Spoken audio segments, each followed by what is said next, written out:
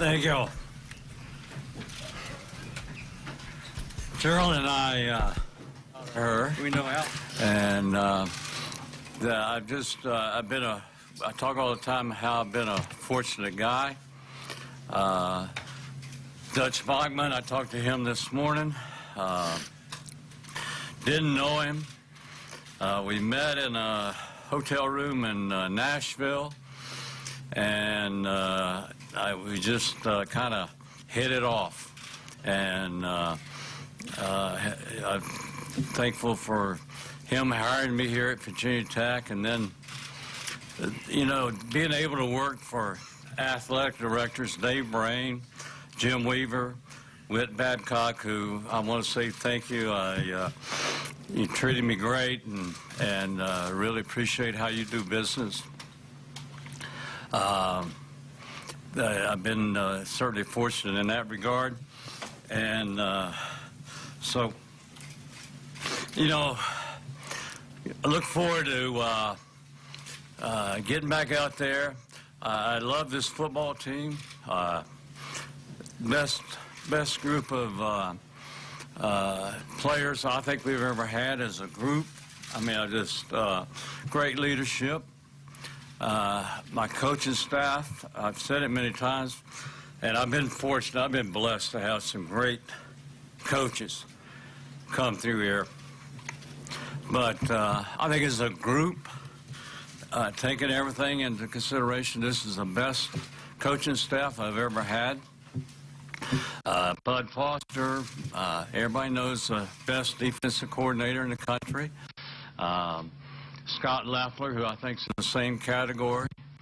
I've been fortunate to have coached my son here and then had him come back and coach for me. And thank goodness he took after his mom. He's detailed. He's good at what he does. It wouldn't work if he wasn't good, because the coach's son is not very good. That just doesn't work. But he's really, I think he does a great job. I'm proud of him. And really thank everyone for being here.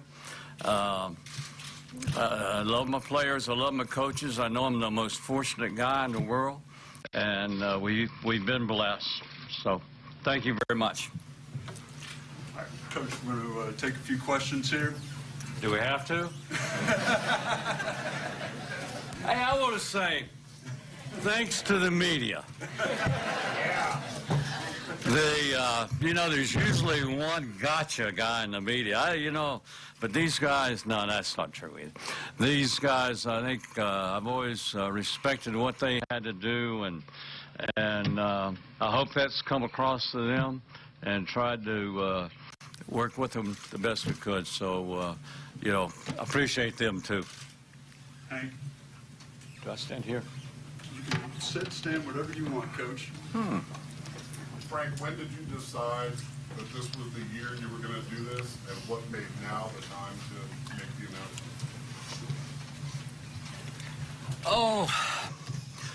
I think I've always said, I think I know when it's time, and I think it's time. It's right. There's been some difference of opinions out there. Anytime you're in the public life, I mean, there's going to be difference of opinion. I understand that. But the last thing I want is for Hokies to be divided or going in. I want everybody to be in the same direction, and I think it's right in that regard. And so, I think it's the right time. And your other question, I'm sorry. That was it. Okay.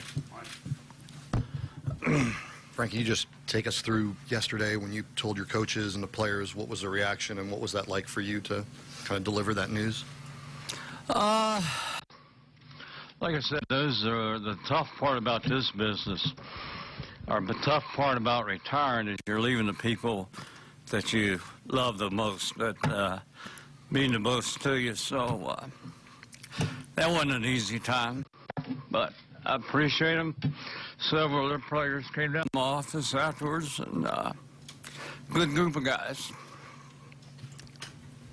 Coach, obviously an emotional time for you. Yeah, I didn't mean to be. No, it's okay. What's changed about coaching for you from the time 29 years ago to now? Besides my hair? Besides your hair. Yeah. Good, bad, and good. Yeah. I don't know that. I don't think players have changed. You know, I've been fortunate to have a lot of good players through here, and like I said right now, I mean, good-hearted people that want to be successful, that work hard to be successful.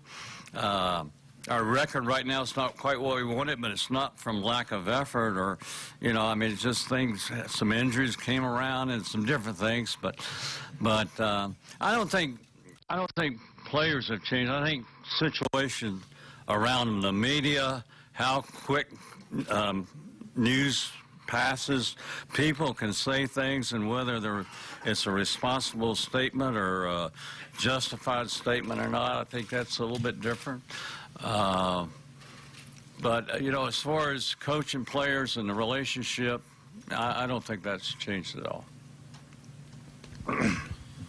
Frank, I know you joked at Pinehurst that it's sometimes harder to get that second hot dog at the booster functions. The fans sometimes express frustration or whatever, but I'm curious if you, over the last 24 hours, have been able to sense the amount of appreciation that's been flowing from the fan base, and just your reaction to, you know, all the things fans are saying about you now that you've made this decision. Well, you know, I don't I don't tune in the media or read newspapers, right? Yeah. No, I've heard some fantastic things, and you know, Hokie fans are the best. They're loyal. They care. They respect other people, and so I appreciate them a lot. Was it a difficult decision to make this announcement now? Did you want to wait till the end of the season to do something? Well, you know, I've always would be honest with people, and if I know something, I'm not very good at keeping it a secret, number one, and number two, I don't want to. I feel, you know, my players and coaches deserve to know what's going on, and so, you know, to me, it was the right thing to do right now. Frank, was there anyone else besides your family whose counsel you sought during this decision-making process? Did you reach out to some of your coaching colleagues and friends to talk about what they thought, or was this just purely a Team Beamer decision? Well, nah, the guy that I think's the best in the country, what he does, organization, the whole deal, John Boleyn, my main guy, he gives me advice whether I want to hear it or not. And I've talked with him, and I think he's pretty sensible about things. And so, but other than that, and my wife and family, that's been about it.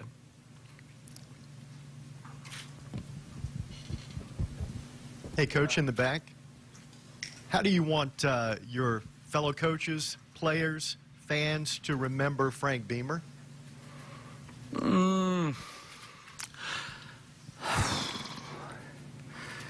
He is who he is, honest, caring, and respectful. That's kind of... Coach, in the back again. In the video, you mentioned talking about being fortunate to affect change in a program. But how often, if ever, do you stop and look at the change that you affected university-wide, program-wide, the whole athletic program, and even the surrounding area, which for all of us we know is much different than it was 30 years ago in the university, with what you've been able to do with the success of your team? Well, you don't do that unless you got people around you. I mean, the presidents of the university, the athletic directors, the coaches that's been through here, and you know, everybody's been a part of that. I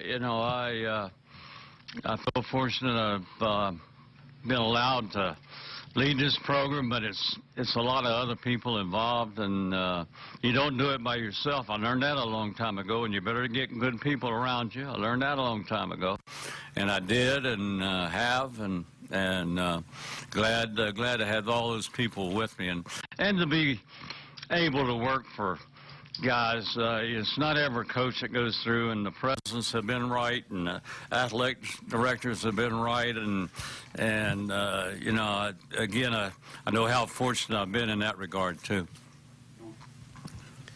Frank, excluding the high of the national championship game and the low of the 2007 BC game here, are there a handful of games that really stand out to you as far as the positives and negatives in the memories you take from them?